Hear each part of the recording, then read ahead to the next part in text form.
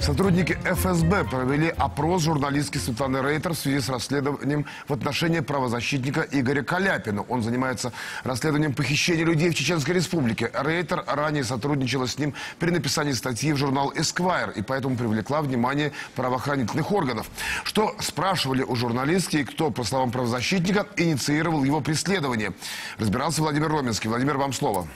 Здравствуй, Павел. Беседа со Светланой Рейтер длилась всего полчаса. Опрос журналистки проводил приехавший из Нижегородской области следователь ФСБ Савельев.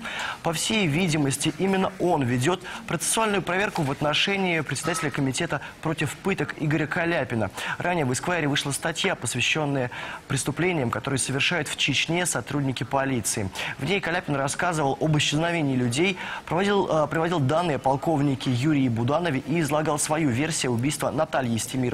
В настоящий момент против правозащитника ведут проверку. Почему-то сотрудники ФСБ за разглашение тайны следствия. Он якобы сообщил секретные данные, касающиеся дела Исмаила Умарпашаева. Этот житель Чечни был похищен и содержался на базе ОМОНа. Подробнее об этом писала и Светлана Рейтер.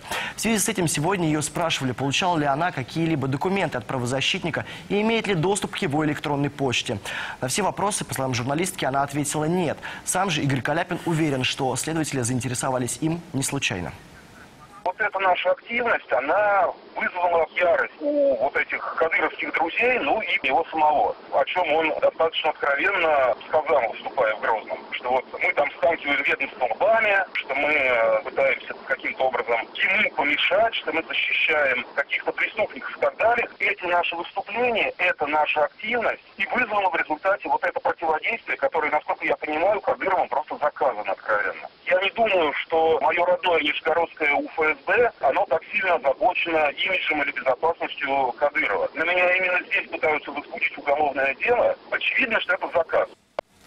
Каляпин отметил, что за последнее время в Чечне не было должным образом расследовано ни одно дело, касающееся похищения в республике людей. Все они прекращались в связи с тем, что так или иначе были связаны и к ним были причастны сотрудники силовых структур. Единственным прецедентом могло бы стать дело Умарпашаева, однако сейчас и с ним возникают серьезные проблемы, говорит правозащитник. Павел. Да, спасибо, Владимир Роменский, о запутанном деле, связанном с расследованием похищения людей в Чечне.